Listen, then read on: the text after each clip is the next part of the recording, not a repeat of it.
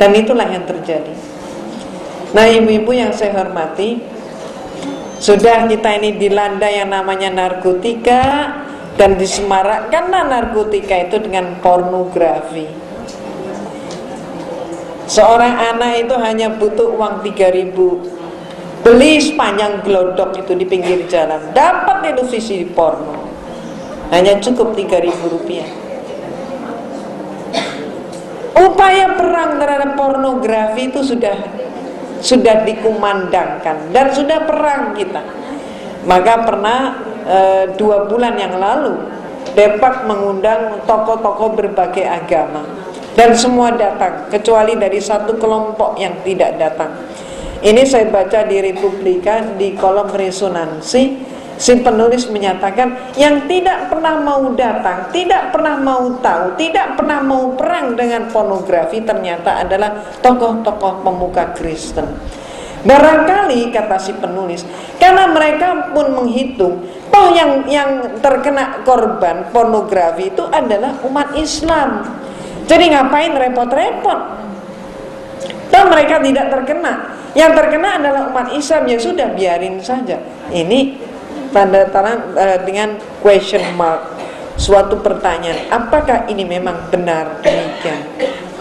Nah, ibu-ibu yang saya hormati, jadi apa yang terjadi dengan skenario kedua, yaitu di bidang budaya, mereka pun sudah berhasil ngerjain bangsa kita, terutama menghancurkan generasi muda kita. Kemudian yang ketiga adalah penghancuran melalui agama. Di tanah air kita sudah berlangsung program pemurtadan dan kristenisasi. Mereka mempunyai program jangka panjang, juga mempunyai program jangka pendek. Dalam program jangka panjang mereka membuat program 50 tahunan. Untuk program jangka pendek mereka membuat 5 tahunan. Di antaranya ada program yang disebut program Yeriko, dan kemudian ada program yang disebut Andalas.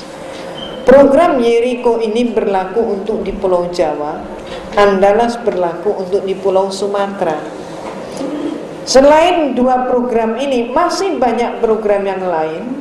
Saat ini mereka sedang membidik 3 suku untuk dimurtadkan secara massal, yaitu dari Betawi, Sunda, dan Banten. Padang, Betawi, dan Sunda. Padang, Betawi, dan Sunda. Mereka sudah mengklaim mengkristenkan 40 ustadz dari Padang, dan sekarang mereka sudah jadi penginjil.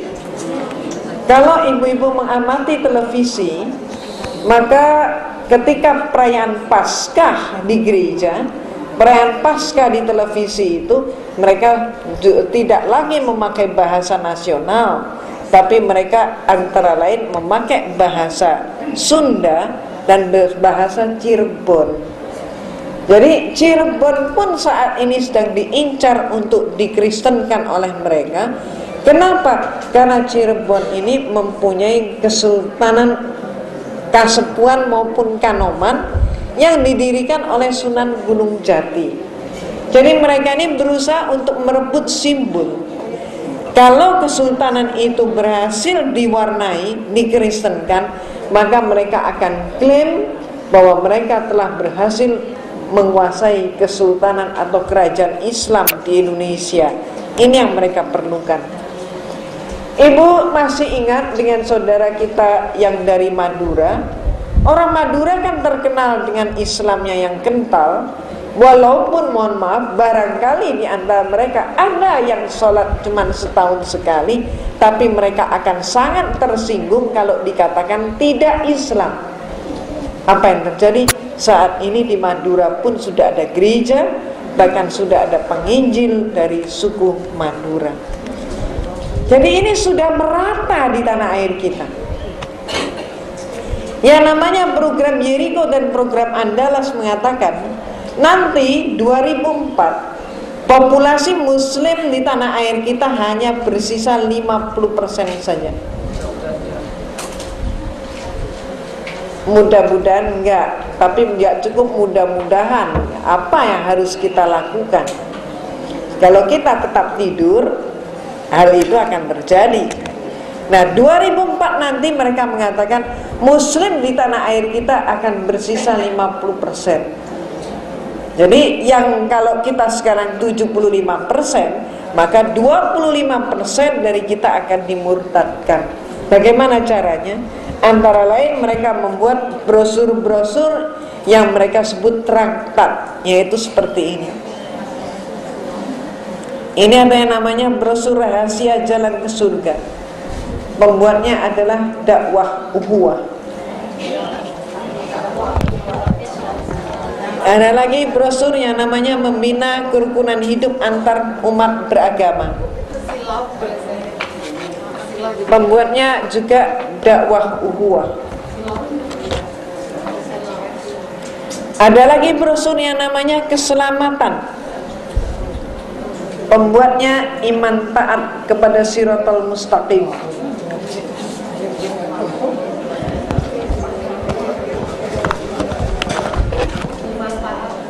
Ada lagi brosur yang mempertanyakan siapa yang bernama Allah itu.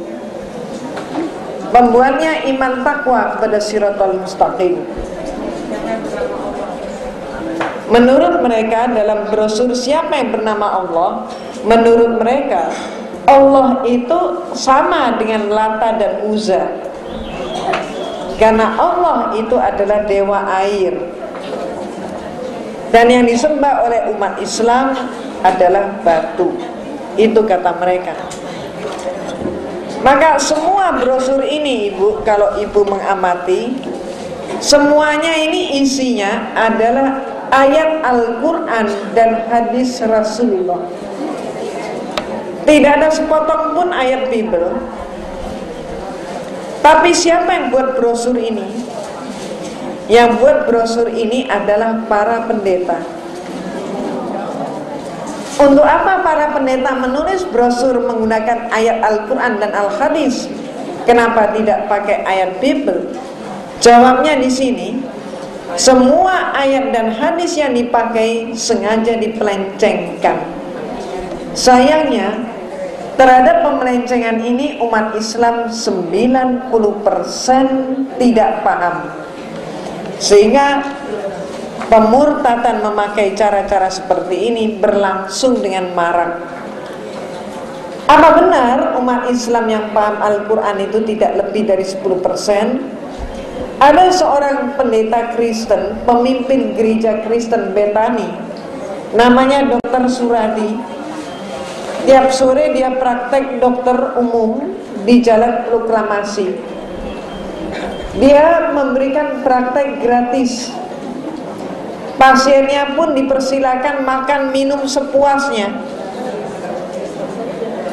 Diperiksa, diberi obat-obatan, dan sering masih diberi uang untuk pulang.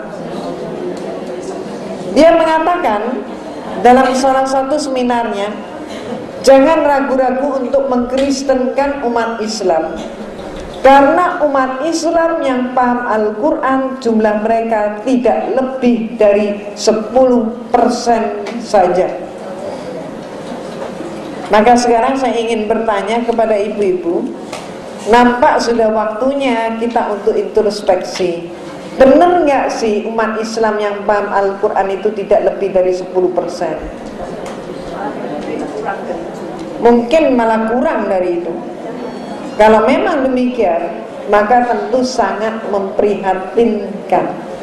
Dan mohon maaf, kondisi tanah air kita yang mengalami krisis multidimensi itu juga akibat daripada umat Islam yang tidak paham Al-Quran.